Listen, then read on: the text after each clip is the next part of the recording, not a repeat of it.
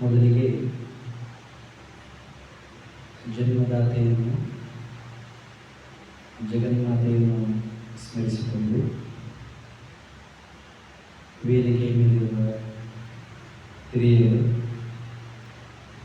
ಶಾಲೆಯ ಶ್ರದ್ಧೆಯ ಗುರುಗಳು, ಗೌರವಾನ್ವಿತ ತಾಯಂದಿರೆ, ಪ್ರೀತಿಯ ಮಕ್ಕಳು, ನಿಮ್ಮೆಲ್ಲರಿಗೆ ನನ್ನ ಪ್ರೇಮಪೂರ್ಣ ನಮಸ್ಕಾರಗಳು.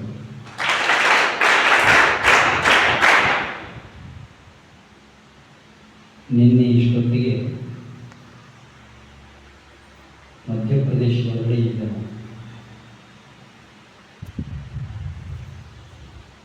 ಮುದಿಗೋಡ್ ಸರ್ ಫೋನ್ ಮಾಡಿ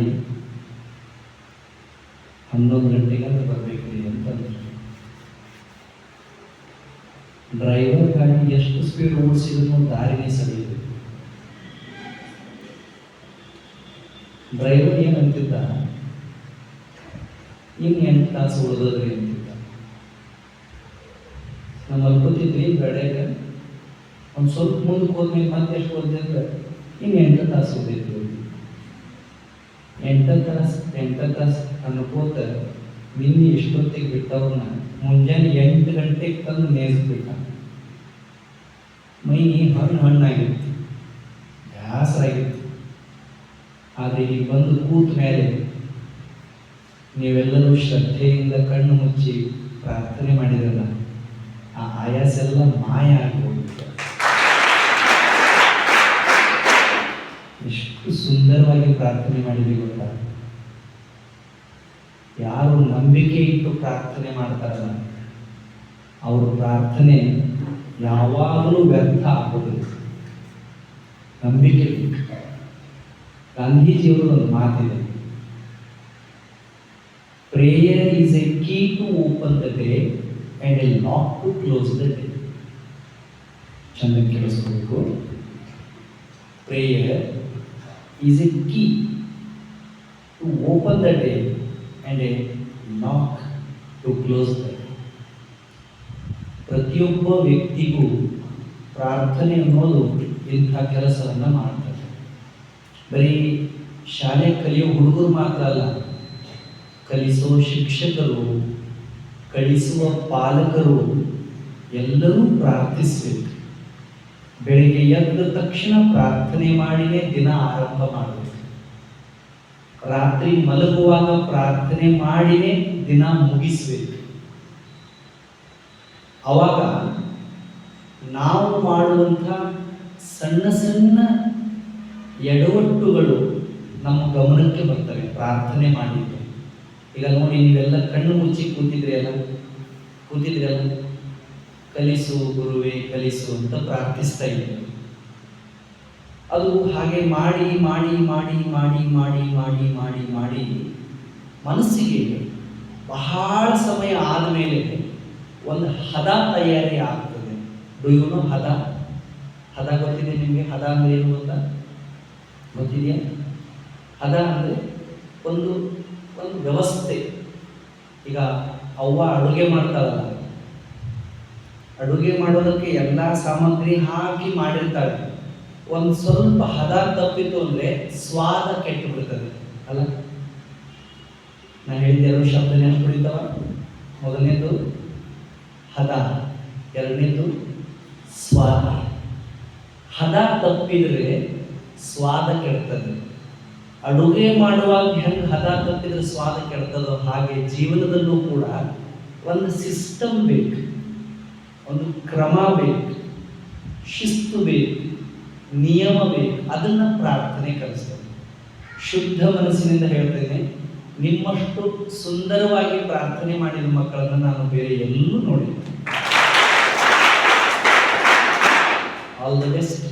ಈಗ ಈ ಪ್ರಾರ್ಥನೆ ಮಾಡಿದ್ರಲ್ಲ, ಇದನ್ನು ನೀವು ಸುಮ್ಮನೆ ಈಗ ಶಾಲೆಯಲ್ಲಿ ಸರ್ ಕಲಿಸಿದ್ದಾರೆ, ಟೀಚರ್ಸ್ ಹೇಳಿದ್ದಾರೆ, ಪ್ರೋಗ್ರಾಮ್ ಇದೆ ಅನ್ನೋ ಕಾರಣಕ್ಕೆ ಮಾತ್ರ ಮಾಡಬಾರ್ದು. ಇದನ್ನು ಜೀವನ ಪರ್ಯಂತ ಹೀಗೆ ಶ್ರದ್ಧೆಯಿಂದ ಮುಂದುವರಿಸಿಕೊಂಡು ಹೋಗಬೇಕು. ಅವಾಗ ಮಾತ್ರ ಪರಿಣಾಮ ಬೀರ್ತದೆ. ಇಲ್ಲ ಅಂದರೆ ಅದರದ್ದು ಫಲ ಸಿಗೋದಿಲ್ಲ. ಆಗ್ಬೋದಲ್ಲ? ಭಾಳ ಸಂತೋಷ ಆಯಿತು. ಒಂದು 15-20 ದಿನದ ಹಿಂದೆ ಈ ಪ್ಲ್ಯಾನ್ ಆಗಿತ್ತು. ಏನು ಅಂದರೆ, ಈ ಶಾಲೆಯಲ್ಲಿ ಓದ್ತಾ ಇರುವಂಥ 10ನೇ ಮತ್ತು 7ನೇ ತರಗತಿಯ ಎಲ್ಲ ಮಕ್ಕಳು ಮತ್ತು ಅವರ ಪಾಲಕರನ್ನು ಸೇರಿಸಿ ಒಂದು ಸುಮ್ಮನೆ ಚಿಂತನೆಯನ್ನು ಮಾಡುವುದು.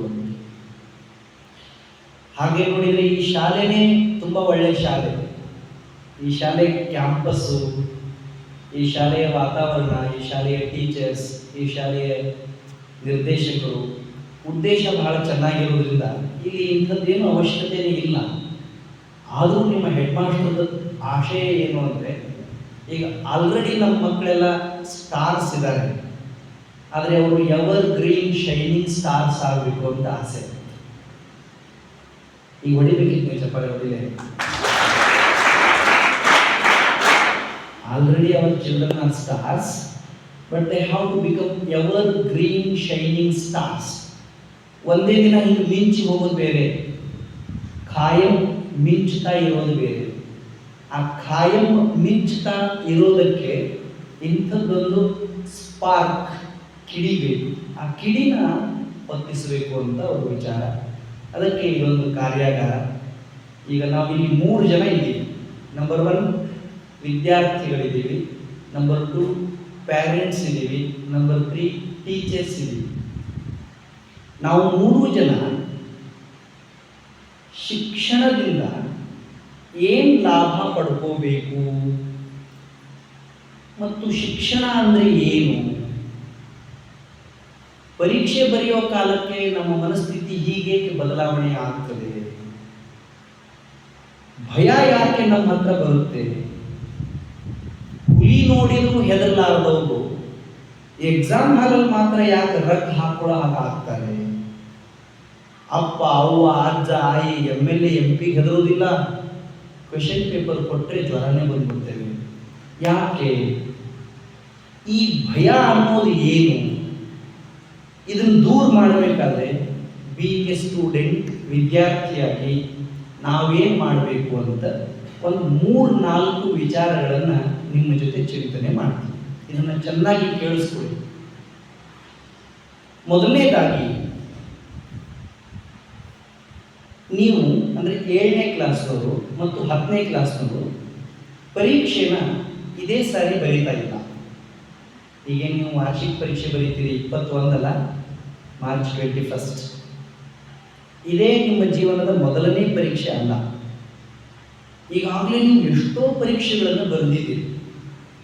1ನೇ ಕ್ಲಾಸ್ನಿಂದ ಇಲ್ಲಿವರೆಗೆ ಲೆಕ್ಕ ಮಾಡಿದರೆ, ಸುಮ್ಮನೆ ಅಂದಾಜು ವರ್ಷಕ್ಕೆ 5 ಪರೀಕ್ಷೆ ಹಿಡಿದ್ರೆ 9ನೇ ಕ್ಲಾಸ್ವರೆಗೂ 45 ಪರೀಕ್ಷೆ ಬರೆದಿದ್ದೀವಿ ಅಲ್ಲ. ಮತ್ತು ಈ ವರ್ಷ ಒಂದು 4 ಹಿಡಿದ್ರೆ 49 ಪರೀಕ್ಷೆ ಆಯಿತು. ಈಗ ಬರೆಯೋದು 50ನೇ ಪರೀಕ್ಷೆ. ನಿಮ್ಮ ಶಾಲೆಗೆ ಒಂದು 4 ಹೆಚ್ಚಿಗೆ ಮಾಡಿರ್ಬೇಕು. ಇಷ್ಟು ಪರೀಕ್ಷೆ ಬರೆದವರಿಗೆ ಮತ್ತು ಪರೀಕ್ಷೆ ಅಂದರೆ ಭಯ ಯಾಕೆ ಬರಬೇಕು ಅಂತ ನಾವು ವಿಚಾರ ಮಾಡಬೇಕು. ನಾನು ಹೇಳೋದನ್ನು ಸ್ವಲ್ಪ ಲಕ್ಷ್ಯ ಕೊಟ್ಟು ಕೇಳಿಸ್ಕೊಂಡು, ಒಂದು 30-35 ನಿಮಿಷ ನಾನು ಹೇಳೋ ಮಾತು ಮಾತ್ರ ನಿಮ್ಮ ಕಿವಿಗೆ ಬೀಳು. ಯಾರು ಪರೀಕ್ಷೆ ಬರೆದಿದ್ದಾರೋ ಅವ್ರಿಗೆ ಪರೀಕ್ಷೆ ಅಂದರೆ ಭಯ ಇರಬಾರ್ದು. ಜೀವನದಲ್ಲೇ ಎಂದೂ ಪರೀಕ್ಷೆ ಬರೋದಿಲ್ಲ ಅಂಥವ್ರು ಪರೀಕ್ಷೆ ಬರೆಯೋದಕ್ಕೆ ಬಂದರೆ ಭಯ ಪಡಬೇಕು. Right or wrong? ನಾವು ಎಷ್ಟೋ ಪರೀಕ್ಷೆಗಳನ್ನು ಬರೆದಿದ್ದೀವಿ. ಮತ್ತು ನಾವು ಪರೀಕ್ಷೆ ಅಂದರೆ ಹೆಂಗೆ ಎಕ್ಸೆಪ್ಟ್ ಮಾಡಬೇಕು, ಹೆಂಗೆ ಅದನ್ನು ಸ್ವೀಕರಿಸಬೇಕು ಅಂದರೆ, ನಿಜವಾದ ವಿದ್ಯಾರ್ಥಿಗೆ ಪರೀಕ್ಷೆ ಅನ್ನೋದು ಹಬ್ಬ ಇದ್ದಂಗೆ. It is a fest, we have to celebrate it. ಹಬ್ಬದೊಳಗಡೆ ನಮ್ಮ ಮಾರಿ ಹೆಂಗಿರ್ತದೆ? ನಮ್ಮ ಮಾರಿ ಅಂದರೆ ತಿಳಿತದಲ್ಲ, ಮಾರಿ ಅಂದರೆ 2 ಅರ್ಥ ಇದ್ದಾವೆ. ಒಂದು ಈ ಮಾರಿ, ಇನ್ನೊಂದು ಮಾರಿ, ಏನು ಮಾರಿ ಮಾಡಿದ ಹಾಗೆ ಮಾಡ್ತಾರೆ ಅಂತಾರಲ್ಲ, ಅದು ಬೇರೆ. ಹಬ್ಬದಾಗ ನಮ್ಮ ಮುಖ ಹೆಂಗಿರ್ತದೆ? ಖುಷಿ ಖುಷಿಯಾಗಿರ್ತದೆ. ನಮ್ಮ ಮನಸ್ಸು ಹೆಂಗಿರ್ತದೆ? ಖುಷಿ ಖುಷಿಯಾಗಿರ್ತದೆ. ನಮ್ಮ ಮನೆ ಹೆಂಗಿರ್ತದೆ? ಖುಷಿ ಖುಷಿಯಾಗಿರ್ತದೆ. ನಮ್ಮ ಮನೆಯೊಳಗೆ ಮಂದಿ ಹೆಂಗಿರ್ತಾರೆ? ಹಬ್ಬದೊಳಗೆ ಹೆಂಗೆ ಖುಷಿ ಖುಷಿ ಖುಷಿ ಖುಷಿ ಇರ್ತದಲ್ಲ, ಎಕ್ಸಾಮ್ ಆದಾಗ ಖುಷಿ ಖುಷಿ ಖುಷಿ ಇರಬೇಕು. ನಮ್ಮದು ಕುಸು ಕುಸು ಕುಸು ಆಗಿಬಿಟ್ಟಿರ್ತದೆ. ದಟ್ ಕುಸು ಕುಸು ಈಸ್ ಮೋಸ್ಟ್ ಡೇಂಜರಸ್. 1ನೇ ಕ್ಲಾಸ್, 2ನೇ ಕ್ಲಾಸ್, 5ನೇ ಕ್ಲಾಸ್, 7ನೇ ಕ್ಲಾಸ್, 9ನೇ ಕ್ಲಾಸ್ ಆದಮೇಲೂ ನಾವು ಯಾಕೆ ಭಯ ಪಡಬೇಕು? ಯಾಕೆ ನಾವು ಭಯ ಪಡ್ತೀವಿ ಅಂದರೆ, ಆ ಭಯ ಅನ್ನುವಂಥದ್ದು ಒಂದು ದೊಡ್ಡ ರಾಕ್ಷಸ ನಮ್ಮನ್ನು ಹಾಗೆ ಮಾಡ್ತದೆ. ಹಾಗಾದರೆ ಭಯ ಅಂದರೆ ಏನು? ಯಾರಾದ್ರೂ ಹೇಳ್ತೀರಿ ಭಯ ಅಂದರೆ ಏನು? ಯಾರಿಗಾದ್ರು ಗೊತ್ತಿದೆ? ನಿಮಗೆ ವಯಸ್ಸು ಒಂದು 70 ದಾಟಿದೆ, ಮತ್ತೆ ಬೆನ್ನು ಯಾಕೆ ಬಗ್ಗಿದೆ? ಓ, ಈ ಕಡೆ ಲಕ್ಷ್ಯ ಕೊಡಿ. ಭಯ ಅಂದರೆ ಏನು? ಯಾರಿಗಾದ್ರು ಗೊತ್ತಿದೆ? ನಾನು ಹೇಳ, ನಿಮಗೆ ಗೊತ್ತಿದೆ, ಆದರೆ ಹೇಳೋದಕ್ಕೆ ಸ್ವಲ್ಪ ಮುಜುಗರ ಆಗ್ತದೆ, ತಪ್ಪಿದ್ರೆ ಏನು ಅಂತ. ನೋಡಿ, ಯಾವತ್ತೂ ಜೀವನದಲ್ಲಿ ತಪ್ಪಿದ್ರೆ ಏನು ಅಂತ ವಿಚಾರ ಮಾಡಬಾರ್ದು. ತಪ್ಪಾಗಲಿ ಬಿಡ್ಲಿಯ ಸಿಕ್ಕ ಅವಕಾಶನ ಬಳಸ್ಕೊಂಡು ಬಿಡ್ಬೇಕು. ಅಯ್ಯೋ, ನಾನು ಹೇಳೋದಕ್ಕೆ ಹೋಗಿ ಯಾರಾದರೂ ನೋಡಿ ನಗ್ತಾರೆ ಅಂತ ವಿಚಾರ ಮಾಡಬಾರ್ದು. ನಗಲಿ, ಜಗತ್ತಿರೋದೇ ನಗೋದಕ್ಕೆ ಮತ್ತು ನಮ್ಮ ಹಿಂದೆ ಮಾತಾಡಿಕೊಳ್ಳೋದಕ್ಕೆ. ನಾವು ನಮ್ಮ ಹಿಂದೆ ಮಾತಾಡೋರ ಬಗ್ಗೆ, ನಮ್ಮನ್ನು ನೋಡಿ ನಗೋರ ಬಗ್ಗೆ ಯಾವತ್ತೂ ವಿಚಾರ ಮಾಡಬಾರ್ದು. ಆನೆ ನೋಡಿದ್ದೀರಾ ಹೆಂಗಿರುತ್ತೆ? ಹಾತಿ ಜಾತ ಬಜಾರ್ ಕುತ್ತ ಹೋಗ್ತಾ ಹಜಾರ್.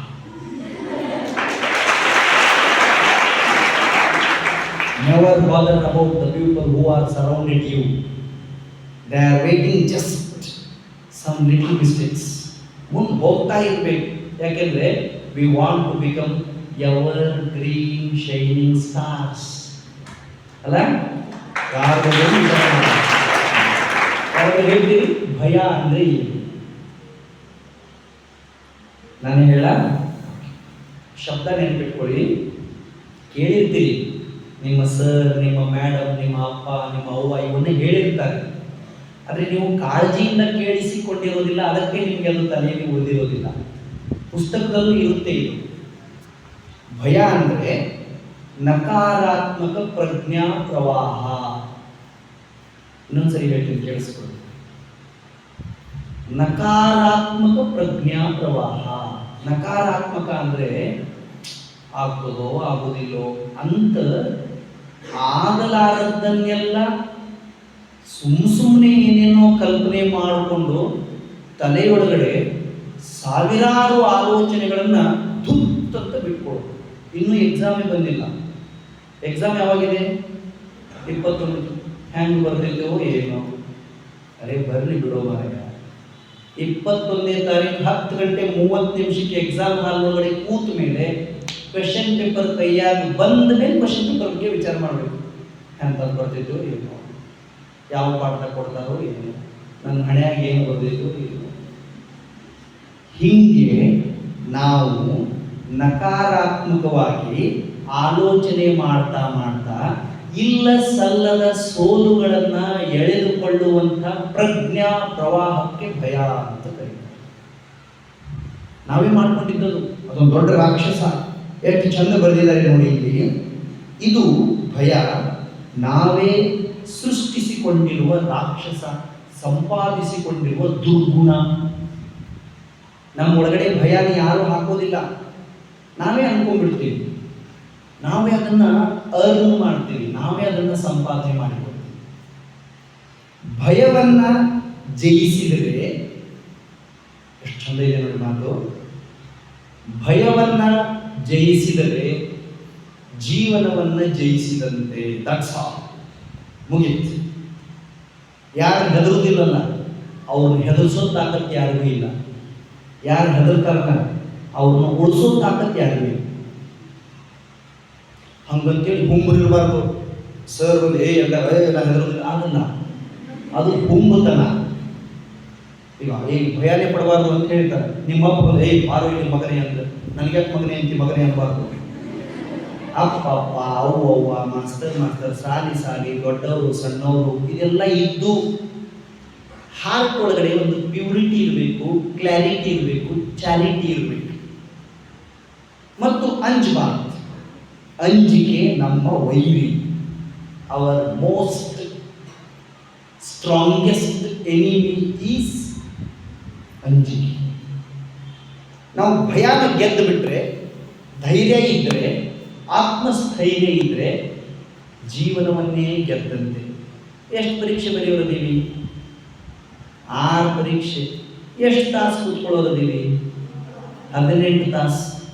6 ಪರೀಕ್ಷೆಗೆ 3 ತಾಸು ಕೂತ್ಕೋತೀವಿ. 1 ಪರೀಕ್ಷೆಗೆ 3 ತಾಸು, 6 ಪರೀಕ್ಷೆಗೆ 18 ತಾಸು. ಜೀವನದೊಳಗೆ ಎಷ್ಟು ತಾಸು ಕಳೆದಿಲ್ಲ ನಾವು ಅಂಗಳದೊಳಗಡೆ, ಎಷ್ಟು ತಾಸು ಆಟ ಆಡಿಲ್ಲ ಗೆಳೆಯರ ಜೊತೆ, ಎಷ್ಟು ತಾಸು ಮಾತಾಡಿಲ್ಲ. ಅವಾಗ ಹೆಂಗೆ ನಮ್ಗೆ ಖುಷಿ ಇರ್ತದಲ್ಲ, ಹಂಗೆ ಎಕ್ಸಾಮ್ ಹಾಲ್ ಒಳಗಡೆ ಇರಬೇಕು. We have to love our examination. ಪ್ರೀತಿಸ್ಬೇಕು ಅದನ್ನ. ನಾವು ಏನು ಅಂತ ತೋರಿಸ್ಕೊಳ್ಳೋದಕ್ಕೆ ಒಂದು ಗ್ರೇಟ್ ಚಾನ್ಸ್ ಎಕ್ಸಾಮಿನೇಷನ್. ಒಮ್ಮೊಮ್ಮೆ ಅಪ್ಪ ಅವ್ವ ಊರಾಗ ಅವರು ಇವರು ಸರು ಟೀಚರು ಏನಂದಿರ್ತಾರೆ ಹೇಳಿ, ನಿನ್ನ ದೇವರು ಬಂದರೂ ಉದ್ಧಾರ ಮಾಡೋಕ್ಕಾಗೋದಿಲ್ಲ ಅಂದಿರ್ತಾರೋ ಅಂದಿರೋದಿಲ್ಲ. ಅವ್ರಿಗೆಲ್ಲರಿಗೂ ನಾವು ಅಂದ್ರೆ ಏನು ಅಂತ ತೋರಿಸೋದಕ್ಕೆ ಒಂದು ಚಾನ್ಸ್ ಎಕ್ಸಾಮ್. ನಮ್ಮ ಅಪ್ಪನ ಕಿಮ್ಮತ್ತು, ನಮ್ಮ ಅವ್ವನ ಕಿಮ್ಮತ್ತು, ನಮ್ಮ ಮನೆತನದ ಕಿಮ್ಮತ್ತು, ನಮ್ಮ ಶಾಲೆಯ ಕಿಮ್ಮತ್ತು ಹೆಚ್ಚು ಮಾಡೋದಕ್ಕೆ ಒಂದು ಚಾನ್ಸ್ ಎಕ್ಸಾಮ್. ಅದಕ್ಕೇನು ಮಾಡಬೇಕು? ಭಯವನ್ನು ಗೆಲ್ಲಬೇಕು. ತಲೆಗೆ ಹಾಕೋಬಾರ್ದು. ಏನಾಗುತ್ತೈತೋ ಏನೋ ಅಂತ ಯಾವತ್ತೂ ವಿಚಾರ ಮಾಡಬಾರ್ದು. ಮುಂದೊಂದು ಮಾತು ಹೇಳಿದ್ದಾರೆ ನೋಡಿ, ಎಷ್ಟು ಚಂದ ಹೇಳಿದ್ದಾರೆ ಅವರು. ಭಯವೇ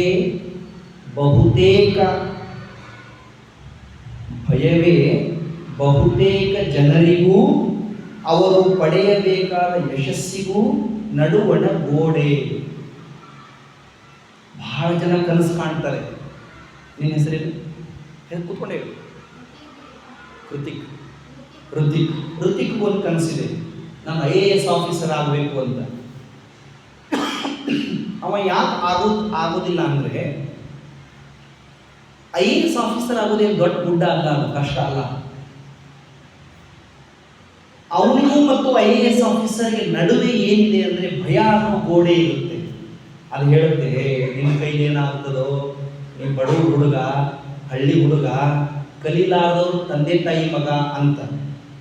ಈ ಭಯ ಅನ್ನೋದು ಏನು ಮಧ್ಯೆ ಇರುತ್ತಲ್ಲ, ಅದನ್ನು ಬಾಜು ಸರಿಸಿಬಿಟ್ರೆ ನಾವು ಏನು ಬೇಕಂತಾಗ.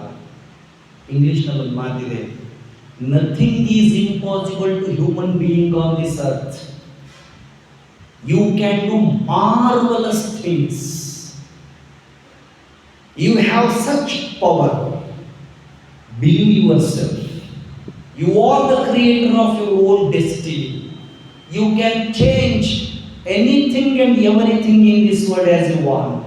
ಅಂತ ಮಾತಿನ ವಿವೇಕಾನಂದ ಹೇಳಿದ್ದಾರೆ. ನಿನ್ನನ್ನು ನೀನು ನಂಬು. ನಿನ್ನೊಳಗೆ ಅಪಾರವಾದ ಶಕ್ತಿ ಇದೆ. ಯಾವ ಕ್ಷಣ ನೀನು ಅಂಜ್ತೀಯೋ ಆ ಕ್ಷಣ ನೀನು ಜೀವಂತ ಶವ. The moment you fear, you are dead. ಊರಾಗ ನೋಡಿದ್ದೀರಿ, ಕಾಗದ ಆರಿಸ್ಲಿಕ್ಕೆ ಬರ್ತಾ ಕಾಗದ, ಪ್ಲಾಸ್ಟಿಕ್ ಬಾಟಲ್, ಗಾಜು ನೋಡಿದ್ದೀರಿ. ಮನೆ ಇಲ್ಲ, ಸಂಬಳ ಇಲ್ಲ, ಯಾವುದೇ ರೀತಿಯ ಸಪೋರ್ಟ್ ಇಲ್ಲ, ಶಾಲೆ ಕಲ್ತಿಲ್ಲ, ಏನೂ ಇಲ್ಲ. ಹೆಂಗೆ ರಾಜರೋಷವಾಗಿ ಬದುಕ್ತಾ ಇರ್ತಾರೆ ನೋಡಿದ್ದೀರಿ. ಚಾಪಾಲೆ ಪುಗ್ಗಾಲೆ ಮಾರ್ಲಿಕ್ಕೆ ಬರ್ತಾರೆ ನೋಡಿದಿರಿ. ಎಮ್ಮೆ ಕಾಯ್ತಿರ್ತಾರೆ ನೋಡಿದಿರಿ. ಆಕಳು ಕಾಯ್ತಿರ್ತಾರೆ ನೋಡಿದಿರಿ. ಮುನ್ಸಿಪಾಲ್ಟಿ ಕಸ ಹೊಡಿತಿರ್ತಾರೆ ನೋಡಿದಿರಿ. ಅವ್ರು ಯಾಕಷ್ಟು ಖುಷಿಯಿಂದ ಇದ್ದಾರೆ ಅಂದರೆ ಅವರಿಗೆ ಭಯ ಇಲ್ಲ. ನಮ್ಮ ಹತ್ರ ವಿದ್ಯೆ ಇದೆ, ದುಡ್ಡಿದೆ, ಸ್ಥಾನ ಇದೆ, ಖುಷಿ ಇಲ್ಲ. ಯಾಕೆ ಅಂದರೆ ನಮ್ಮ ಹತ್ರ ಭಯ ಇದೆ. ಭಯ ನಾವೇ ಸೃಷ್ಟಿ ಮಾಡಿಕೊಂಡಿರುವ ರಾಕ್ಷಸ. ತೆಗೆದು ಹಾಕಿಬಿಡಬೇಕು ಹೊರಗಡೆ. ಒಂದು ಮಾತಿಲ್ಲ ಸಂಸ್ಕೃತದಲ್ಲಿ, ಧೈರ್ಯಂ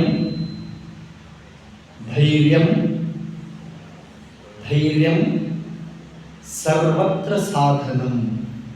ನೀನು ಏನಾಗಬೇಕು ಅಂತ ಆಸೆ ಇದೆಯೋ ಅದು ಆಗಬೇಕಾದ್ರೆ ಮೊದಲು ನಿನ್ನೊಳಗಡೆ ಧೈರ್ಯ ಇರಬೇಕು.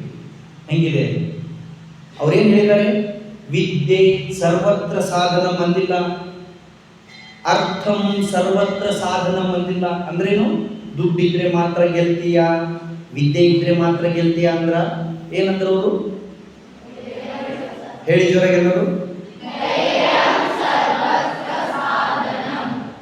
10 ನಿಮಿಷದೊಳಗೆ 70 ವಯಸ್ಸಾಯ್ತಾ? ಮತ್ತೆ ಹೆಂಗೆ ಕೊಂಡಿರ್ಬೇಕು ಶಾಲೆ ಹುಡುಗರು? ಬೆನ್ನು ಸೆಟಿಸಿ ಕುಂತ್ರೆ ಬೇಗ ಸೆಟಿಯೋದಿಲ್ಲ.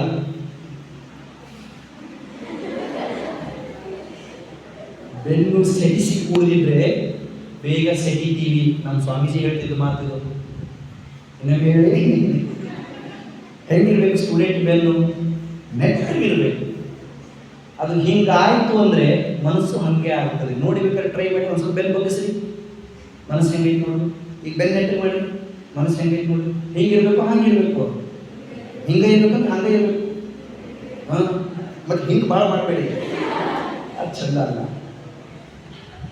ಅವ್ರೇನಂದ್ರು, ಧೈರ್ಯಂ ಸರ್ವತ್ರ ಸಾಧನಂ. ದುಡ್ಡಲ್ಲ, ವಿದ್ಯೆ ಅಲ್ಲ, ಧೈರ್ಯ ಇತ್ತು ಅಂದರೆ ಅದೆಲ್ಲ ಬರುತ್ತೆ ಅಂತ ಹೇಳಿದ್ರು. ತಿಳಿತಾ ನಾನು ಹೇಳಿದ್ದು? Okay, let us move. ಹಾಗಾದರೆ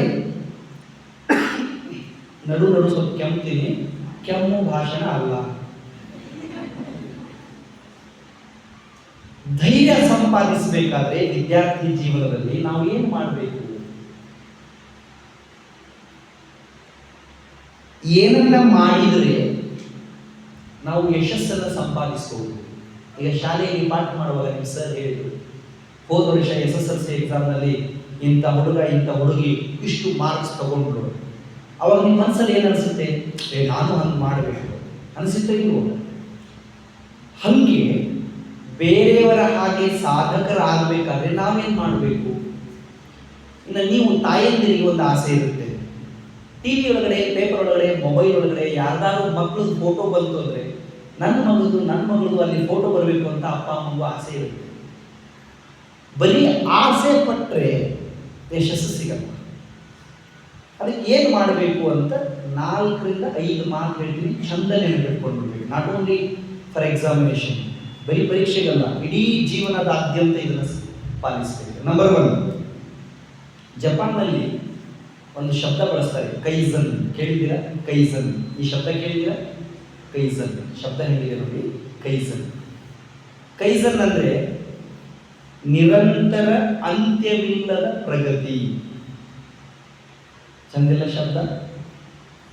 ನಿರಂತರ ಅಂತ್ಯವಿಲ್ಲದ ಪ್ರಗತಿ. ಏನಂತಂದ್ರೆ, ಅರೇ ನೋಡೋ, ನಿನಗೆ ಗೆಲ್ಲಬೇಕು ಅನ್ನೋ ಆಸೆ ಇದ್ರೆ, ದೊಡ್ಡವನಾಗಬೇಕು ಅನ್ನೋ ಆಸೆ ಇದ್ರೆ, 4 ಮಂದಿ ಒಳಗಡೆ ಹೀರೋ ಆಗಬೇಕು, ಹೀರೋಯಿನ್ ಆಗಬೇಕು ಅಂತ ಆಸೆ ಇದ್ರೆ ನೀನು ಈ ಕೆಲಸ ಮಾಡಬೇಕು. ಯಾವ ಕೆಲಸ ಮಾಡಬೇಕು ಅಂದರೆ, ಒಂದು ಸಾರಿನೂ ಚಾಲು ಮಾಡಿದ ಕೆಲಸ ಬಂದ್ ಮಾಡಬಾರ್ದು. Regularity is most important. Kaizen. Okay, ತಿಳಿತಾ? ಅದನ್ನು ತಿಳಿಸ್ತೀನಿ ನೋಡಿ ನಿಮ್ಗೆ. ಕೈ ಎತ್ತಿ ಎಲ್ಲರೂ, ಕೈ ಎತ್ತಿ. Very good, very good. ಇನ್ನೊಂದು ಸ್ವಲ್ಪ ಮೇಲೆತ್ತಿ. Very good, very good. ಇನ್ನೊಂದು ಸ್ವಲ್ಪ ಮೇಲೆತ್ತಿ. Very good. ಬಿಡಿ, ಲಕ್ಷ್ಯ ಕೊಟ್ಟು ಕೇಳಿಸ್ಕೊಳ್ಳಿ. ನಾನೇನು ಹೇಳಿದ್ದೆ? ಕೈ ಎತ್ತಿ ಅಂತ. ನೀವು ಎಷ್ಟು ಕೈ ಎತ್ತಿದ್ರಿ? ಸ್ವಲ್ಪ ಎತ್ತಿದ್ರಿ. ಇನ್ನೂ ಕೈ ಎತ್ತೋ ಶಕ್ತಿ ನಿಮ್ಮೊಳಗಡೆ ಇತ್ತೋ ಇಲ್ವೋ? ಮತ್ತೆ ಯಾಕೆ ಎತ್ತಲಿಲ್ಲ? This is called kaizen. ಇದಕ್ಕೆ ಕೈಸನ್. ನಿಮ್ಮ ಒಳಗಡೆ ತುಂಬಾ ಶಕ್ತಿ ಇದೆ, ನಿಮಗೆ ಗೊತ್ತಿಲ್ಲ. ನೀವೇನು ತಿಳ್ಕೊಂಡಿದ್ರಿ? ಇಷ್ಟ ಆಗ್ಬೋದು ಅಂತ. ಇನ್ನೊಂದು ಸ್ವಲ್ಪ ಕೊಸರಿದಾಗ ಇನ್ನೂ ಕೈ ಉದ್ದಕ್ಕೆ ಹೋಯ್ತೋ ಇಲ್ಲೋ. ಹಾಗೆ ನಮ್ಮ ಒಳಗಡೆ ಎಂಥ ಅದ್ಭುತವಾದ ಸಂಯೋಜನೆಯನ್ನು ನಿಸರ್ಗ ಇಟ್ಟಿದೆ ಅಂದರೆ, ನಾವೇನಾದರೂ ಶ್ರದ್ಧೆಯಿಂದ ಪ್ರಯತ್ನ ಮಾಡಿದರೆ ಜಗತ್ತಿನ ಟಾಪರ್ ಆಗೋದು. ಕ್ಲಾಸಿಗಲ್ಲ, ಓಣಿಗಲ್ಲ, ಊರಿಗಲ್ಲ, ರಾಜ್ಯಕ್ಕಲ್ಲ, ದೇಶಕ್ಕಲ್ಲ, ಜಗತ್ತಿಗೆ ಅಷ್ಟು ಜ್ಞಾನವನ್ನು, ವಿವೇಕವನ್ನು ದೇವರು ನಮ್ಮ ಒಳಗಡೆ ಇಟ್ಟಿದ್ದಾನೆ. ಅದಕ್ಕೆ ಕೈಸನ್ ಅಂತಾರೆ. ಅಂದರೆ ಅಂತ್ಯವಿಲ್ಲದ, ಸ್ಟಾಪ್ ಮಾಡೋಂಗಿಲ್ಲ. ಕೆಲಸ ಚಾಲೂ ಮಾಡಿದೆವು, ಓದೋದು ಬರೆಯೋದು ಚಾಲೂ ಮಾಡಿದೆವು, ಬಿಡಬಾರ್ದು. ಇವತ್ತು ಓದಿ ನಾಳೆ ಓದಲಿಲ್ಲ ಅಂದರೆ ಏನಾಗುತ್ತೆ ಗೊತ್ತಾ? ಇವತ್ತು ಬರೆದು ನಾಳೆ ಬರೀಲಿಲ್ಲ ಅಂದರೆ ಏನಾಗುತ್ತೆ ಗೊತ್ತಾ? ಯಶಸ್ಸು ನಮ್ಮಿಂದ ಮತ್ತೆ ದೂರ ಆಗುತ್ತೆ. ಈಗ ಗೋಡೆ ಒಳಗಡೆ ಮೊಳೆ ಬಡಿತಾರೆ ನೋಡಿದ್ದೀರಿ? ಫೋಟೋ ಹಾಕೋದಕ್ಕೆ ಬಡಿತಾರಲ್ಲ, ಎದರಲ್ಲಿ ಬಡಿತಾರೆ? ವಯಸ್ಸಾಯ್ತ? ಯಾವುದರಿಂದ ಬಡಿತಾರೆ? ಹತೋಡಿಯಿಂದ ಬಡಿತಾರೆ. ಎಷ್ಟು ಸಾರಿ ಬಡಿತಾರೆ? ವಿಚಾರ ಮಾಡಿ ಹೇಳಬೇಕು. ಎಷ್ಟು ಸಾರಿ ಬಡಿತಾರೆ? ಆ ಮೊಳೆ ಅದರ ಮೇಲೆ ಹಾಕುವಂತಹ ವಸ್ತುವಿನ ಭಾರ ತಡ್ಕೊಳ್ಳೋವರೆಗೂ ಬಡಿತಾರೆ, ಒಂದೇ ಸರಿ ಬಡಿಯೋದಿಲ್ಲ. ಹಾಗೆ ನಾವು ಕೆಲಸ ಚಾಲೂ ಮಾಡಿದ ಮೇಲೆ ಯಶಸ್ಸು ಅನ್ನೋದು ಬಂದು ನಮ್ಮ ಕಾಲ ಕೆಳಗಡೆ ಬೀಳೋವರೆಗೂ ಕೆಲಸ ನಿಲ್ಲಿಸಬಾರ್ದು. ನಮಗೆ ಕನಸು ಬಿದ್ದರೂ ಅದೇ ಕನಸು ಬೀಳಬೇಕು. ನಾವು ಮಾತಾಡಿದ್ರು ಅಂಥದ್ದೇ ಮಾತಾಡಬೇಕು. ಹಗಲು ರಾತ್ರಿ ಊಟ ಆಟ ಪಾಠ ಎಲ್ಲದರೊಳಗಡೆನೂ ಬರೀ ಬರೀ ಬರೀ ಬರೀ ಗುರಿನೇ ಇರಬೇಕು. ಅದಕ್ಕೆ ಕೈಸನ್ ಅಂತ ಕರೀತಾರೆ.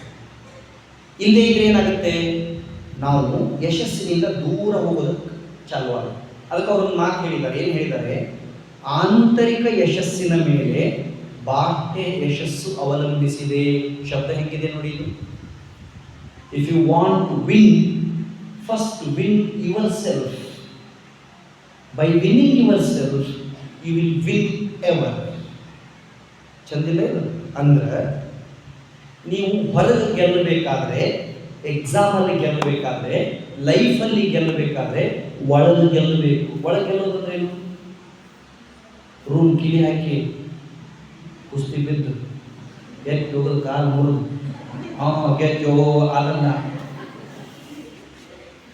ಜಗತ್ತು ಗೆದ್ದೆ ಅನ್ನೋ ಹುಚ್ಚ, ಮನಸ್ಸು ಗೆದ್ದೆ ಅನ್ನೋ ಬಹಳ ಶಾನೆ. ಇನ್ನೊಂದ್ಸರಿ ಹೇಳ, ಹೊರಗಡೆ ಯಶಸ್ಸು ಒಳಗಡೆ ಯಶಸ್ಸನ್ನು ಅವಲಂಬಿಸಿದೆ.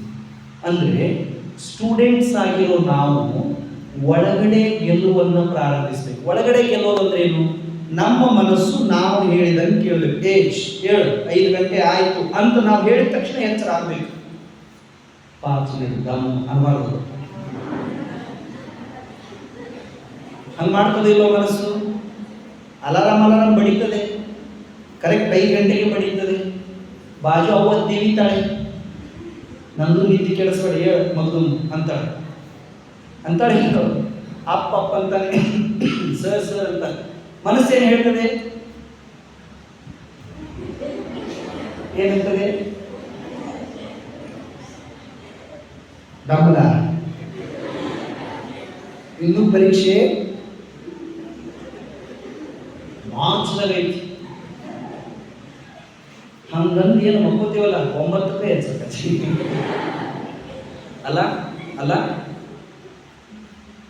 ಇವು ಏನಿದಾವಲ್ಲ, ಅಂದ್ರೆ ನಮ್ಮ ಮನಸ್ಸು ನಾವು ಹೇಳಿದಂಗೆ ಕೇಳಲಿಲ್ಲ ಅಂದ್ರೆ ನಮ್ಮ ಕನಸು ನಮ್ಮ ಹತ್ರ ಬರ್ಬೋದು. ಅದಕ್ಕೆ ಅವ್ರು ಏನಂತಾರೆ, ಆಂತರಿಕ ಯಶಸ್ಸು ಬಹಳ ಮುಖ್ಯ, ಶಿಸ್ತು ಮುಖ್ಯ, ಸಮಯ ಪಾಲನೆ ಮುಖ್ಯ. ನಮ್ಮ ಪುಸ್ತಕ, ನಮ್ಮ ಕೆಲಸ, ನಮ್ಮ ಅಭ್ಯಾಸ, ನಮ್ಮ ಪರೀಕ್ಷೆ, ಇದರೊಳಗಡೆ ನಾವು ಮುಳುಗಬೇಕು. ಇದರೊಳಗಡೆ ನಾವು ತನ್ಮಯ ಆಗಬೇಕು. ಭಾಳ ಜನ ಏನಂತಾರೆ, ನಾನು ನಿಮ್ಮ ವಿಡಿಯೋ ನೋಡಿದೆ ಮೊನ್ನೆ, ಮಾಡ್ತಿದ್ದೆ ಯಾರೋ, ಓಕೆ ಮ್ಯಾಥ್ಸ್ ಏನೋ ಒಂದು ಶ್ಲೋಕ, ಒಳ್ಳೆ ವಿಡಿಯೋ. ಯಾಕೆ ಹಂಗಾಗ್ತದೆ? ಎಕ್ಸಾಮಲ್ಲಿ ಎಲ್ಲ ಮರೆತು ಹೋಗಿಬಿಡ್ತದೆ.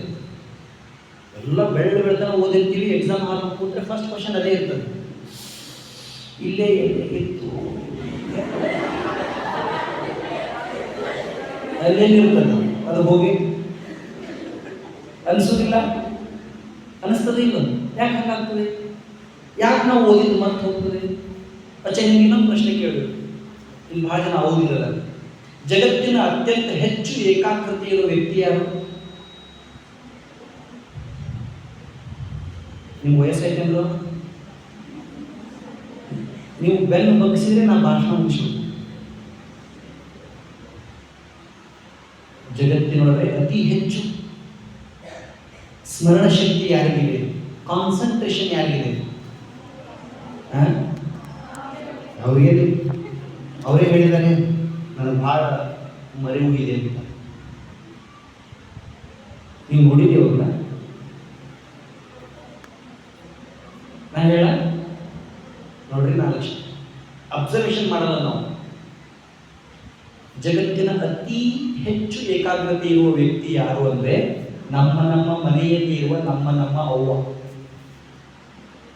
ನಮ್ಮ ಅವ್ವನಷ್ಟು ಕಾನ್ಸಂಟ್ರೇಷನ್ ಜಗತ್ತಿಗೆ ಯಾರಿಗೆ ಕೇಳಿ? ನಿಮ್ಮ ಅವ್ವನಷ್ಟು ಕಾನ್ಸಂಟ್ರೇಷನ್ ಜಗತ್ತಿಗೆ ಯಾರಿಗೆ ಕೇಳಿ?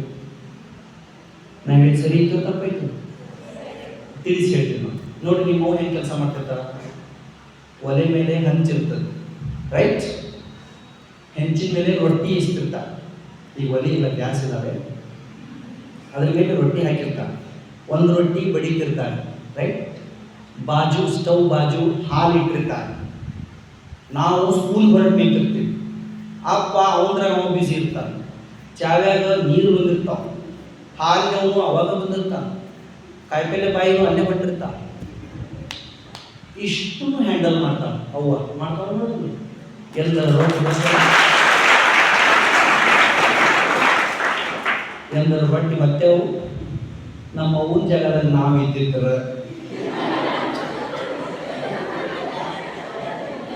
ರೊಟ್ಟಿ ಯಾವುದು, ತೆವಿ ಯಾವುದು, ಹೆಂಗೆ ಆಕೆ ಸಾಲಿ ಕಲ್ತಿರ್ತಾಳ ನಮ್ಮವ್ವ, ನಮ್ಮಷ್ಟು ಕಲ್ತಾಳ. ಆಕೆಗೆ ಯಾರ ಭಾಷಣ ಮಾಡಿ ಹೇಳ್ಯಾರ, ರೊಟ್ಟಿಯನ್ನು ಭಕ್ತನಾರದೆ ಬೇಯಿಸುವುದು ಹೇಗೆ, ಬೆಂಕಿ ಆರಲಾರದೆ ನೋಡಿಕೊಳ್ಳುವುದು ಹೇಗೆ. ಹಾ ದೇಖೋ, ಮಾಡಿ ಮಾಡಿ ಮಾಡಿ ಮಾಡಿ ಪರ್ಫೆಕ್ಟ್ ಆಗಿರ್ತಾವ ಅವ್ವ ಅಲ್ಲ. ಹಂಗೆ ಸ್ಟೂಡೆಂಟ್ ಆದವ್ರು ನಾವು ಅಭ್ಯಾಸ ಮಾಡಿ ಮಾಡಿ ಮಾಡಿ ಮಾಡಿ ಮಾಡಿ ಮಾಡಿ ಮಾಡಿ ಅದನ್ನು ರೂಢಿ ಮಾಡ್ಕೋಬೇಕು. ನಾನು ಒಂದು ಮೊಬೈಲಲ್ಲಿ ನೋಡಿದೆ, ಮಹಾರಾಷ್ಟ್ರದಲ್ಲಿ ಒಂದು ಸ್ಕೂಲ್ ಇದೆ, 1ರಿಂದ 5ನೇ ಕ್ಲಾಸ್, 1ರಿಂದ 200 ಜನ ಹುಡುಗರಿದ್ದಾರೆ, ಒಬ್ಬರು ಸರ್ ಇದ್ದಾರೆ. ಯಾವ ಹುಡುಗರು ಬೇಕಾದ್ರೂ ಕರೀರಿ, 2 ಕೈಯೊಳಗೆ ಪೆನ್ ಇಟ್ಕೊಂಡು ಹುಡುಗರು ಬರೀತಾರೆ. ನಮ್ಮ ಮನೆಯಾಗ ಒಂದು ಕೈಯಾಗ ಪೆನ್ ಕೊಟ್ಟು ಬರೆಯಕ್ಕೆ ಹಚ್ಚಿದ ಯವ್ವ ಅನಿಸ್ತದಿಲ್ಲ. ಒಂದೇ ಭಾಷೆ ಅಲ್ಲ, ಹಿಂದಿ, ಮರಾಠಿ, ಇಂಗ್ಲಿಷ್, ಗುಜರಾತಿ, ಒಡಿಯಾ, 5ನೇ ಕ್ಲಾಸ್ ಮಕ್ಕಳು. ಅಸಾಧ್ಯ ಅನ್ನೋದು ಜಗತ್ತಿನಲ್ಲಿ ಯಾವುದೂ ಇಲ್ಲ. ಪ್ರಯತ್ನ ಮಾಡಿದರೆ ಏನು ಬೇಕಾದ್ ಮಾಡೋದು. ನಮ್ಮ ಅವ್ರಿಗಿಂತ ನೆನಪಿನ ಶಕ್ತಿ ಯಾರಿಗಿದೆ? ನಾನು ಹೇಳಿ ಕರೆಕ್ಟ್ ಐತೆ ಇಲ್ಲೋ? ಎಲ್ಲ ನಿಮ್ಮ ಅವ್ವಾರಿಗೆ ಒಂದ್ಸರಿ ಜೋರಾಗಿ ಚಪ್ಪಾಳೆ ಇರ್ತೀನಿ. ಅವ್ರು ಭಾಳ ಹೊಸಾಗ್ಯಾರಿ, ಮನೆಗೆ ಹೋಗಿ ಅಂತ ಗೊತ್ತಾಗ ನೀವು ನೋಡ ನಮ್ದು ಹೆಂಗೆ ಹವಾ ಇತ್ತು ಅಂತ.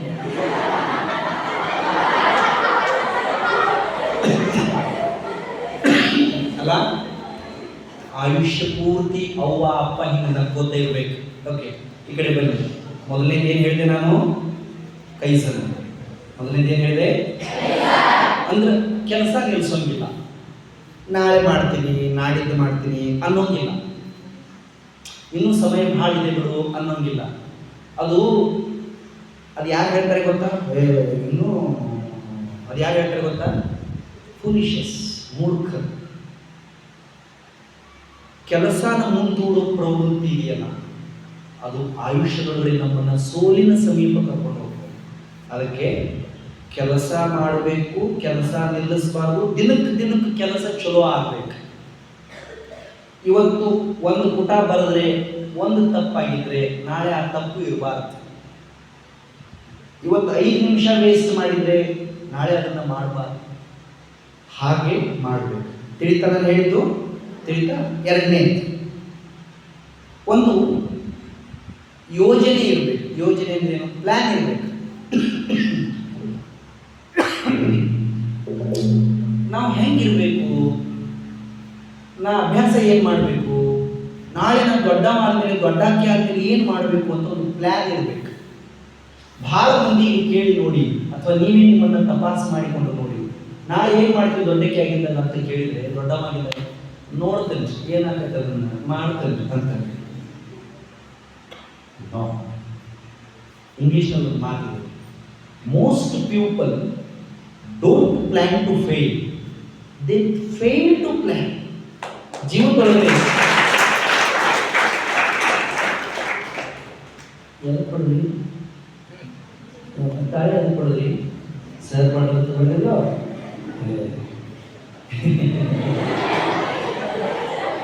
ಈ ಕರೆ ಕರೆ ಬಳಿ ನಾನು ಹೇಳ್ತೇನೆ, ಜೀವನದೊಳಗಡೆ ಸೋಲ್ಬೇಕು ಅಂತ ಯಾರು ಪ್ಲಾನ್ ಮಾಡಲ್ಲ. ನೀವು ಯಾರು SSLC ಮಾಡಿದ್ರು ಈ ವರ್ಷ 6 ವಿಷಯ ಫೇಲ್ ಆಗಿ ಊರಾಗ ಬ್ಯಾನರ್ ಹಚ್ಚಿ ನನ್ನ ಮೆರವಣಿಗೆ ಮಾಡಬೇಕು, ಹಿಂಗೆ ಯಾರು ಪ್ಲಾನ್ ಮಾಡಿದ್ರು? ಇಂಗ್ಲಿಷ್ ಮಾತಾಡ ಹೇಳಿ, most people don't plan to fail but they fail to plan. ಆದ್ರೆ ಏನು ಪ್ಲಾನ್ ಮಾಡಬೇಕು ಅನ್ನೋದು ಸೋಲ್ಕೊಳ್ತಾರೆ. ದಡ್ರು ಯಾರು ಇಲ್ಲ ಜಗತ್ತಿನಲ್ಲಿ, ದಡ್ರು ಯಾರು ಇಲ್ಲ. ನಿಸರ್ಗ ಒಬ್ಬರ ತಲೆಯಾಗ ಹೆಚ್ಚಿಗೆ ಶಾಣೆತನ, ಒಬ್ಬರ ತಲೆಯಾಗ ಕಡಿಮೆ ಶಾಣೆತನ ಇಟ್ಟಿಲ್ಲ. ಎಲ್ಲನೂ ಈಕ್ವಲ್ ಆಗಿ ನಿಸರ್ಗ ಕೊಟ್ಟಿದೆ. ಯಾರು ಪ್ಲಾನ್ ಮಾಡ್ತಾರಲ್ಲ, ಅಂದ್ರೆ ನೋಡಪ್ಪ ಈಗ ನಾನು 10th, ಈಗ ನಾನು 7th, 10 ವರ್ಷದ ನಂತರ ನಾನು IAS ಆಫೀಸರ್ ಆಗಿ ಈ ಶಾಲೆಗೆ ಬರ್ತೀನಿ, 10 ವರ್ಷದ ನಂತರ ನಾನು ಒಬ್ಬ ಶ್ರೇಷ್ಠ ವಕೀಲ, ಶ್ರೇಷ್ಠ ಪೊಲೀಸ್, ಶ್ರೇಷ್ಠ ಟೀಚರ್ ಆಗ್ತೀನಿ. ಹಿಂಗೊಂದು ಕನಸು ಇರಬೇಕಲ್ಲ, ಗುರಿ ಇರಬೇಕಲ್ಲ.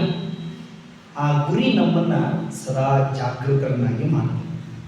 ನೆನಪುಳಿತದೆ ಏನಿರಬೇಕು? ಗುರಿ ಇರಬೇಕು, ಪ್ಲ್ಯಾನ್ ಇರಬೇಕು. ಇಂಗ್ಲೀಷ್ನಲ್ಲಿ ಇನ್ನೊಂದು ಮಾತಿದೆ, ನಿಮ್ಗೆ ಇಂಗ್ಲೀಷ್ ತಿಳಿತದೆ? ಇಂಗ್ಲೀಷ್ ಒಂಥರ ಚಂದ. ಈಗ ಚೂಡ ಮಾಡ್ತಾರಲ್ಲ, ನಿಮ್ಮ ಮನೆ ಮಾಡ್ತಾರಿಲ್ಲೋ, ಯಾಕೆ ನೀವು ಮಾಡಿಲ್ಲ ಅಂದ್ರೆ ಹೋಗಿ ಅವರು ಕ್ಲಾಸ್ ತಗೋತಾರೆ. ಮಾಡ್ತಾರಿಲ್ಲೋ? 2 ಟೈಪ್ ಆಫ್ ಚೂಡ ಇರ್ತಾವೆ. ಒಂದು ಪ್ಲೇನ್ ಚೂಡ, ಮತ್ತೊಂದು ಬೊಮ್ಮಕಾಳು ಚೂಡ. ಯಾವ ಚೂಡ ಟೇಸ್ಟ್ ಇರ್ತಾವ? ಹಂಗ ಭಾಷಣದಾಗ ಇಂಗ್ಲಿಷ್ ಬಂದ್ರೆ ಅದು ಬೊಮ್ಮಕಾಳು ಚೂಡ ಇರ್ತದೆ ಅಲ್ಲ? ಎಷ್ಟು ಚೆನ್ನಾಗಿದ್ರು ಖರೀ ನಿಮ್ಗೆ ನಡು ವಯಸ್ಸಾಗ್ತದೆ ನೋಡಿ. ಅದೇ ಓಕೆ, ಅವ್ರೇನು ಹೇಳ್ತಾರೆ, an idiot with a plan can beat a genius without plan. ಭಾಳ ಶಾಣೆ ಅದಾನ, ಭಾಳ ಶಾಣೆ ಅದಾಳ, ಪ್ಲ್ಯಾನ ಇಲ್ಲ, ಎಷ್ಟು ಕೇಳ್ಬೇಕಂತ ಗೊತ್ತಿಲ್ಲ, ಯಾವ ವಿಷಯ ಓದ್ಬೇಕಂತ ಗೊತ್ತಿಲ್ಲ, ಏನು ಬರೀಬೇಕು ಗೊತ್ತಿಲ್ಲ, ಎಷ್ಟು ಬಿಡಿಸ್ಬೇಕು ಗೊತ್ತಿಲ್ಲ, ಭಾಳ ಶಾಣೆ ಅದಾಳ. ಆಕಿ ಸೋಲ್ತ, ಮಬ್ಬು ಐತಿ, ಖರೆ ವಿಚಾರ ಭಾಳ ಮಾಡ್ತೈತಿ, ಗೆಲ್ತೈತಿ. ಯಾವ್ದು ಚಲೋ? ಪ್ಲ್ಯಾನ್. SSLC ಬಂದ ಮೇಲೆ ನಮ್ಮದೇ ಆದಂಥ ಕೆಲವು ಯೋಜನೆಗಳಿರಬೇಕು. ನಾನು ಸತ್ಯ ಹೇಳ್ತೀನಿ ನೋಡಿ ಮಕ್ಕಳೇ, ನಾನು SSLC ಇದ್ದಾಗ, PUC ಇದ್ದಾಗ 4 ಗಂಟೆ ನಂತರ ಎದ್ದು ಹಾಸಿಗೆ ಒಳಗಡೆ ಇರಲಿಲ್ಲ. ನಮ್ಮ ಸ್ವಾಮೀಜಿ 4 ಗಂಟೆಗೆ ಹೇಳೋದು ರೂಢಿ ಮಾಡಿದ್ದರು. ನಾನು ಅಲಾರಾಮ್ಗಿಂತ ಮುಂಚೆ ನನ್ನ ಹಾಲು ಹೇಳ್ತಿತ್ತು, ಹೇಳೋ ವೀರೇಶ ಅಂತ. ನೀವು ರೂಢಿ ಮಾಡ್ಕೊಂಡ್ರೆ ಆಗ್ತದೆ ಅದು. ಕ್ಲಾಕ್ ಅಲಾರಾಮ್ಗಿಂತ ಹಾರ್ಟ್ ಅಲಾರಾಮ್ ಭಾಳ ಸ್ಟ್ಯಾಂಡರ್ಡ್. ಇದು ಚಾರ್ಜ್ ಮುಗಿದ್ರೆ ಸ್ವಿಚ್ ಆಫ್ ಆಗ್ತದೆ, ನೆವರ್ ಸ್ವಿಚ್. ಅದನ್ನ ಹೆಂಗೆ ಫಿಕ್ಸ್ ಮಾಡಬೇಕು ಅಂದರೆ, ಹಾರ್ಟ್ನ ಬಿಚ್ ಫಿಕ್ಸ್ ಮಾಡಿರಿ, ಅದನ್ನ ಹೆಂಗೆ ಫಿಕ್ಸ್ ಮಾಡಬೇಕಂದ್ರೆ, ಅದಕ್ಕೆ ಹೇಳಬೇಕು, ನೋಡು ನಿಮ್ಮವ್ವ ನಿಮ್ಮಪ್ಪ ನಿನ್ನ ಮೇಲೆ ಭಾಳ ವಿಶ್ವಾಸ ಇಟ್ಕೊಂಡಾರೋ, ಪ್ಲೀಸ್ ಅವ್ರ ಸಲುವಾಗಿ, ಅಪ್ಪನ ಸಲುವಾಗಿ, ನಿನ್ನ ಸಲುವಾಗಿ ತಯಾರಿ ಮಾಡು ಅಂತ ಹೇಳಬೇಕು. ಅದು ಒಮ್ಮೆ ಫಿಕ್ಸ್ ಮಾಡಿ ಇಟ್ಟೆವು ಅಂದರೆ ಟಕ್ ಟಕ್ ಟಕ್ ಟಕ್ ಟಕ್ ಅಂತ ಕೆಲಸ. ನಾನು SSLC ಪ್ರಿಪ್ರೇಟರಿ ಎಕ್ಸಾಮಿನೇಷನ್ ಇದ್ದಾಗ 2 ದಿನ ಮಲಗಲೇ ಇಲ್ಲ. ಮ್ಯಾಥ್ಸ್ ಎಕ್ಸಾಮ್ ಇದ್ದಾಗ ನಿದ್ದಿನ ಮಾಡಿಲ್ಲ ನಾನು. ಅಂದ್ರೆ ಎಕ್ಸಾಮ್ ಎಲ್ಲ ಹೋಗಿ ನೋಡ್ಕೊಂಡಂತಲ್ಲಪ್ಪ, 100 ನನಗೆ ಎಕ್ಸಾಮ್ ಮ್ಯಾಥ್ಸ್. ನೀವು ಓದಾಕ ಚಾಲು ಮಾಡ್ರಿ, ಓದಾಕ ಚಾಲು ಮಾಡ್ರಿ, ಸಮಯ ಹೋಗಿದ್ದೇ ಗೊತ್ತಾಗೋದಿಲ್ಲ. ಈಗೂ 90,000 ರೂಪಾಯಿ ಪಗಾರ ಇದೆ ನನಗೆ. ರಾತ್ರಿ 2ಕ್ಕೆ ಚೆನ್ನಾಗಿ ಪುಸ್ತಕ ತಗೊಂಡು ಕೂತ್ಕೊಂಡ್ಬಿಡ್ತೀನಿ.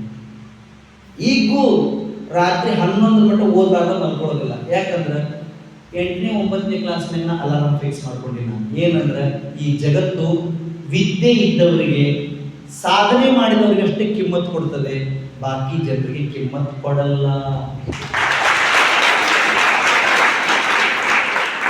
ಅದಕ್ಕೆ ನೀವೇನು ಮಾಡಬೇಕು ಅಂದ್ರೆ, ಈ ಒಂದು ಪ್ಲ್ಯಾನ್ ಮಾಡ್ಕೊಂಡು, ರೈಟ್ ಟೈಮ್, ಒಳ್ಳೆ ಟೈಮ್ ಇದೆ, ಒಂದು ಪ್ಲ್ಯಾನ್ ಮಾಡಿಕೊಂಡು ನಿರಂತರವಾಗಿ ಪ್ರಯತ್ನ ಮಾಡಬೇಕು. ಪ್ರಯತ್ನನ ನಿಲ್ಲಿಸಬಾರ್ದು. ಪರ್ಫೆಕ್ಟ್ ಪ್ಲ್ಯಾನ್ ಇರಬೇಕು, ಪ್ಲ್ಯಾನ್ ಜೊತೆ ಮೂವ್ ಆಗಬೇಕು. ಎಲ್ಲದಕ್ಕಿಂತ ಮುಖ್ಯವಾಗಿ ಗೆಲ್ಲಬೇಕಾದ್ರೆ ಗೆಲುವಿಗೆ ಅಡಚಣೆಯಾಗುವಂಥ ವಸ್ತುಗಳನ್ನು ದೂರ ಇಡಬೇಕು. They are called as energy suckers. ಇದನ್ನು ಭಾಳ ಚಂದ ಕೇಳಿಸ್ಕೊಡ್ರಿಲ್ಲ, ಏನು ಶಬ್ದ ಹೇಳಿದೆ ನಾನು? Energy suckers. ಶಿವ್ ಖೇರಾ ಅಂತ ಒಬ್ಬರಿದ್ದಾರೆ ಭಾರತ ದೇಶದಲ್ಲಿ. ಅವರೊಂದು ಪುಸ್ತಕ ಇದೆ, ಯು ಕ್ಯಾನ್ ವಿನ್. ಪುಸ್ತಕ ಹೆಸರೇನು? ಕನ್ನಡದಲ್ಲಿ ನೀವು ಗೆಲ್ಲಬಲ್ಲಿರಿ. ನೀವು ಒಟ್ಟು ಆಯುಷ್ಯಗಳಲ್ಲಿ ಒಂದು ಸರಿ ಆ ಪುಸ್ತಕ ಓದಬೇಕು. ಬದುಕಲು ಕಲಿಯಿರಿ ಅಂತ ಒಂದು ಪುಸ್ತಕ ಇದೆ, ಸ್ವಾಮಿ ಜಗದಾತ್ಮಾನಂದ ಅಂತ ಬರೆದಿದ್ದಾರೆ ಅನ್ನೋರು, ಅದನ್ನು ಓದಬೇಕು. 5 AM ಕ್ಲಬ್ ಅಂತ ಒಂದು ಪುಸ್ತಕ ಇದೆ. ನಾನು ಪುಸ್ತಕನ ಭಾಳ ಓದ್ತೀನಿ ಮಕ್ಕಳೇ.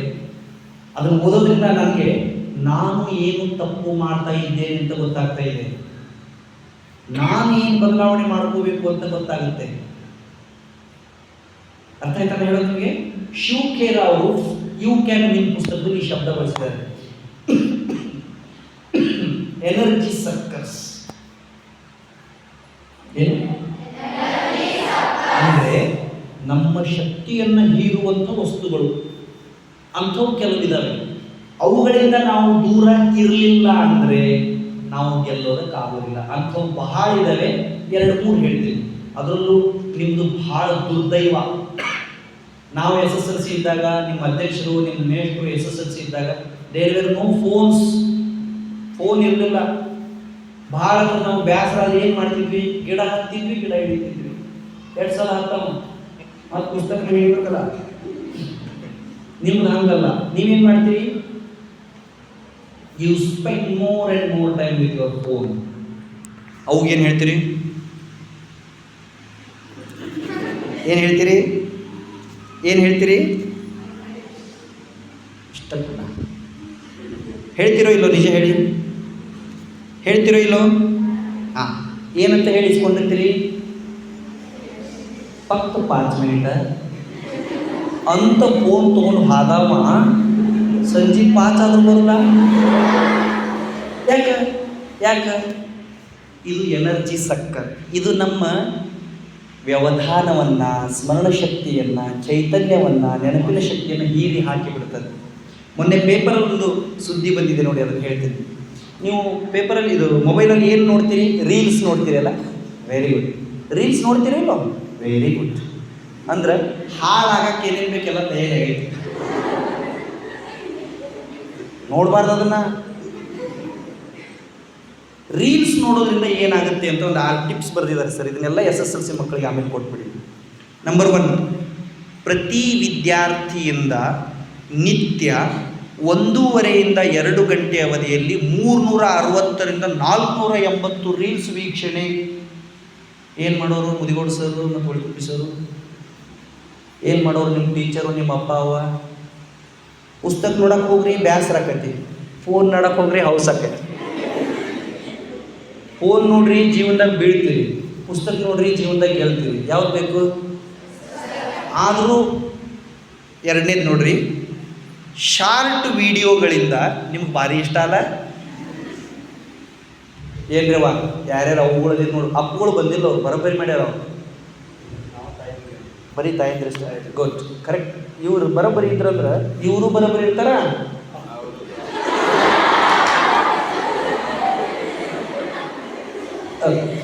ಏನ್ರಿವ ಇದು ಒಂದು ಕೆಲಸ ನೀವು ಮಾಡಬೇಕು. ಏನು ಮಾಡಬೇಕು? ಒಟ್ಟು ಮೊಬೈಲ್ ಕೊಡಬೇಡ್ರಿ ಅವ್ರಿಗೆ. ಮಾತಾಡೋಣ ಆಮೇಲೆ. ಅವ್ರು ಏನಂತಾರು? ಭಾಳ ಬೇಸರ ಆಗೈತಿ. ಬೇಸರದ ಹೊಲಕ್ಕೆ ಕರ್ಕೊಂಡು ಹೋಗ್ರಿ, ದಗದ ಹಚ್ಚಿ ಒಂದು ಹಿಟ್ಟು ಬಿಟ್ಟು ಹೇಳ್ರಿ. ಹಿಟ್ಟು ಬಿಟ್ಟು ಹೇಳೋದು ಗೊತ್ತೈತಿ ನಿಮ್ಗೆ? ಹಿಟ್ಟು ಬಿಟ್ಟು ಹೇಳೋದು ಗೊತ್ತೈತಿ? ರೊಟ್ಟಿ ಬಡಿತಿರ್ತಿರಲ್ಲ, ಹಿಂದೆ ಹೌದಿರು ಹಿಟ್ಟು ಬಿಟ್ಟು ಹೇಳೋರು ಒಂದು ಹಿಟ್ಟು ರೊಟ್ಟಿ ಕಲಿಯಾಕ. ಈಗ ನೀವು ಅಭ್ಯಾಸ ಮಾಡು, ಹೋಗಪ್ಪ ಓದ್ಕೊತ್ಕೊಂಡ್ರಂತ ಹಂಗೆ. ಇದೊಂದು ಸ್ವಲ್ಪ ನೋಡಿಬಿಡಿ ರಿಪೋರ್ಟ್ ಹೆಂಗಿದೆ. ಶಾರ್ಟ್ ವಿಡಿಯೋಗಳಿಂದ ವಿದ್ಯಾರ್ಥಿಯ ನಿತ್ಯದ 40% 60% ಸಮಯ ಹಾಳು. 3ನೇದು, ರೀಲ್ಸ್ನಿಂದ 65% ವಿದ್ಯಾರ್ಥಿಗಳಿಗೆ ಮಾನಸಿಕ ಖಿನ್ನತೆ ಮತ್ತು ಬೇಸರ. ಹುಡುಗರು ಮಾರಿ ಹೇಗಿರ್ತಾವೆ ನೋಡಿ, ಏನು ಗುಡ್ಡ ಎಲ್ಲ ತೆಲಿನ ಹೊತ್ಕೊಂಡ ನಾನು ಬಸ್ ಸ್ಟ್ಯಾಂಡ್ನಾಗ ಹೆಂಗೆ ಕುಂತಿರ್ತ. ಯಾಕೋ ಏನು ಮಾಡೋದು ಸರ್ ಜೀವನದಾಗ? ಅದನ್ನು ನೋಡಿ ನೋಡಿ ನೋಡಿ ನೋಡಿ ನೋಡಿ ರೀಲ್ಸ್ ಪರಿಣಾಮ 75% ಮಕ್ಕಳು ಸ್ನೇಹಿತರು, ಕುಟುಂಬದವರೊಂದಿಗೆ ಸಮಯ ಕಳೆಯೋದಿಲ್ಲ. ಅಜ್ಜಿ ಹೆಗಲ ಮೇಲೆ ಕೈ ಹಾಕ್ಕೊಂಡು ಯಾವಾಗ ಆಟ ಆಡೀರಿ, ಅಜ್ಜನ ಕಾಲು ಒತ್ತೀರಿ, ಅವ್ವನ ಕಾಲು ಒತ್ತೀರಿ, ಅಪ್ಪನ ಕಾಲು ಒತ್ತೀರಿ, ಅದ್ರಾಗ ಸ್ವರ್ಗ ಐತಿ. ಅದನ್ನು ಬಿಡ್ತೇವೆ ಹೋಗಿ. ಏನಂತಿರೋದಕ್ಕೆ ನೀವು? ತಿಕ್ಕುದು.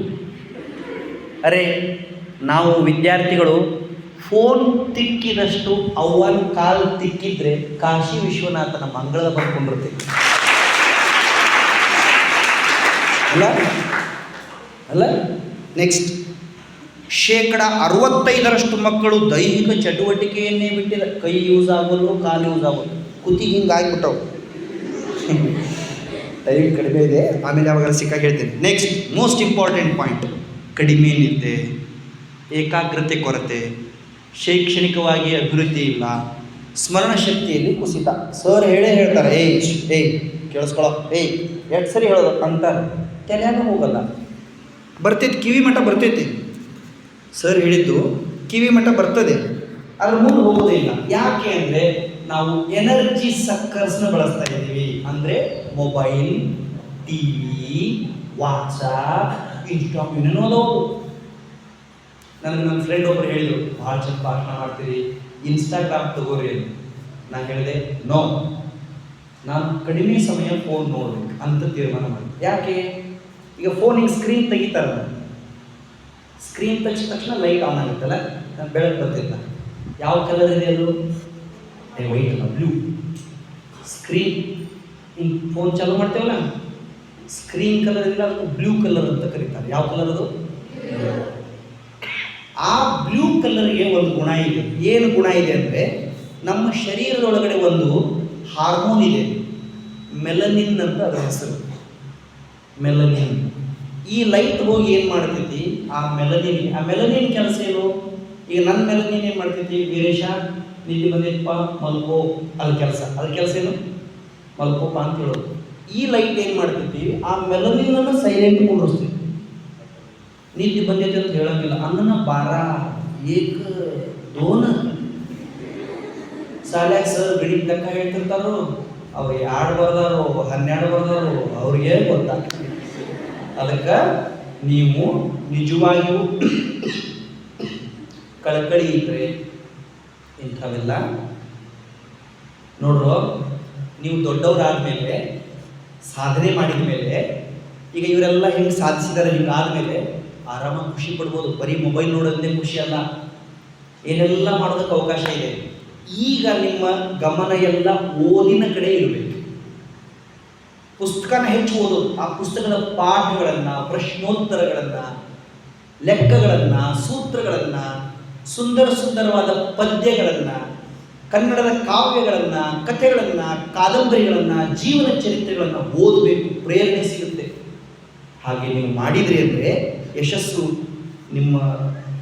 ನಿಮ್ಮ ಸ್ವತ್ತು ಆಗುತ್ತೆ. 3 ಮಾತು ಹೇಳಿದ್ದೀನಿ ನಾನು. ಯಾವ್ಯಾವ ಹೇಳಿ? ನಂಬರ್ 1, ಕೈ ಸರ್, ಕೆಲಸ ಚಾಲು ಮಾಡಬೇಕು, ನಿಲ್ಲಿಸ್ಬಾ. ನಂಬರ್ 2, ಒಂದು ಪ್ಲ್ಯಾನ್. ಏನರ ಒಂದು ಪ್ಲ್ಯಾನ್ ಇಟ್ಕೊಡ್ರು, ನೀವು ಡೈರೆಕ್ಟ್ ಬರೆದಿಡ್ರಿ. ಈಗ ನಾ 7ನೇ ಕ್ಲಾಸ್ ಅದೀನಿ, ನಾ 10ನೇ ಕ್ಲಾಸ್ ಅದೀನಿ, 10 ವರ್ಷ ಆದ್ಮೇಲೆ 15 ವರ್ಷ ಆದ್ಮೇಲೆ ಹಿಂಗೆ ಇರ್ತೀನಿ ಅಂತ ಬರ್ಕೋಬೇಕು. ರವಿ ಡಿ ಚಂದನ್ ಅವರಂತ ಒಬ್ಬರು IPS ಆಫೀಸರ್ ಅದ ನೋಡಿರಿ. ಗದಗ ಜಿಲ್ಲಾದೊಳಗೆ ನೀಲ್ಗುಂದ ಅವ್ರ ಊರ ಹೆಸರು. ಕೂಲಿ ಮಾಡೋರು ಮನೆ ಹುಡುಗ, ಅವ್ರೊಂದು ಹಳಿ ಮನಿ.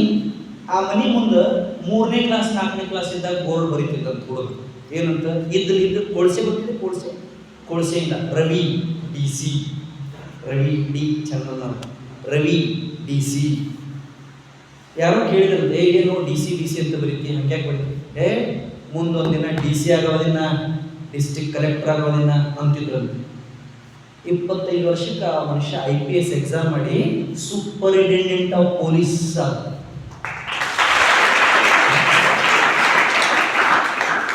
ನಮ್ಮ ಮನಸ್ಸಿನಾಗ, ನಮ್ಮ ವಿಚಾರದಾಗ, ನಮ್ಮ ಕನಸಿನಾಗ ಬರೀ ನಾವು ಏನಾಗಬೇಕು ಅನ್ನೋ ತಲೆಯಾಗಿರ್ಬೇಕು. ಅದಕ್ಕೆ ಒಂದು ಪ್ಲ್ಯಾನ್ ಇರಬೇಕು, ಕೆಲಸ ನಿರಂತರವಾಗಿ ನಡಿಬೇಕು, ಸಮಯನ ವ್ಯರ್ಥ ಮಾಡಬಾರ್ದು, ನಮ್ಮ ಜ್ಞಾಪಕ ಶಕ್ತಿಯನ್ನು ಹಾಳು ಮಾಡುವಂಥ ವಿಷಯಗಳಿಂದ ದೂರ ಇರಬೇಕು. ಸಮಯ ವೇಸ್ಟ್ ಮಾಡಬಾರ್ದು. Time most precious thing on the earth. Once we waste it never comes back. ಹಂಗೆ ನೀವೆಲ್ಲರೂ ಪ್ರಯತ್ನ ಮಾಡಬೇಕು. ನೋಡಿ ಎಷ್ಟು ಕಾಳಜಿ ಮಾಡ್ತಾ ಇದ್ದಾರೆ ನಿಮ್ಮ ಸಂಸ್ಥೆಯವರು. ಏನಾದರೂ ಆಗಲಿ ನಮ್ಮ ಶಾಲೆ ಮಕ್ಕಳು ಹೆಚ್ಚು ತಿಳುವಳಿಕೆಯನ್ನು ಪಡೀಲಿ ಅಂತ ಅವ್ರಿಗೆ ಆಸೆ ಇದೆ. ಬೇರೆ ಶಾಲೆಗಳಲ್ಲಿ ಹೀಗೆ ಮಾಡ್ತಿಲ್ಲ. ಅಲ್ಲೂ ಪಾಠ ಮಾಡ್ತಾರೆ, ಅಲ್ಲೂ ಪ್ರವಚನಗಳಿರುತ್ತೆ. ಆದರೆ ಅವ್ರ ಫೋಕಸ್ ಏನಿದೆ, ನಮ್ಮ ಮಕ್ಕಳ ಮನಸ್ಸೊಳಗಿದೆ ಏನೋ ಇದೆಯಲ್ಲ, ಅದು ಏನದು ಏನು ಇರುತ್ತಲ್ಲ, ಅದೇನು ಈಗ ಇದೆಯಾ ನಿಮ್ಮ ಮನಸ್ಸಲ್ಲಿ?